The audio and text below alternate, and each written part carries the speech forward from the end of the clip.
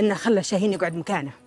هذا حابس أفعاله تسبق أقواله، وإن شاء الله يرجع حقك السيارة ويدخل السارق بيت خاله. صح لسانك يا شيخ. لساني منين صح لسانه؟ من وين أجيب له الموتر حقه؟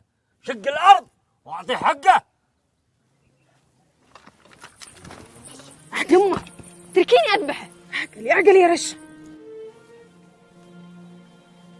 اي والله انك رجال تقول الهرج وانت كده.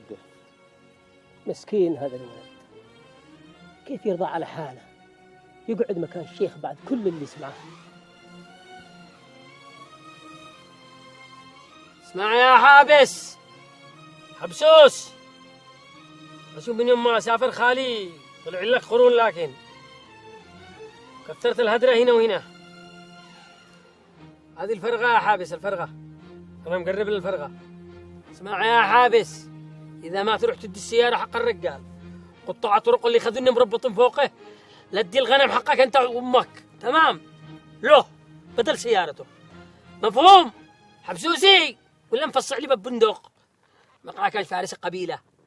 أمرك يا شاهين. شاهين كرامتك إذا ما تسمع كلامي، تمام؟ على اسم الشيخ شاهين. أمرك يا شيخ شاهين. احنا خريجين دفعة، الله يحفظك. يلا ولا حرام إذا ما ترجع سيارته لا أدخلك زريبة الغنم وأعلمك تبقى حابس، لا عبالك بعدين حابس من صدر. يمه أنت متأكدة إن هذا شاهين اللي نعرفه؟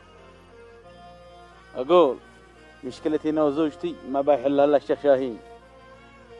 تسلم يا شيخ، عز الله قدرك ورفع شانك، وأمك أطاع ذاهو جنبك ليل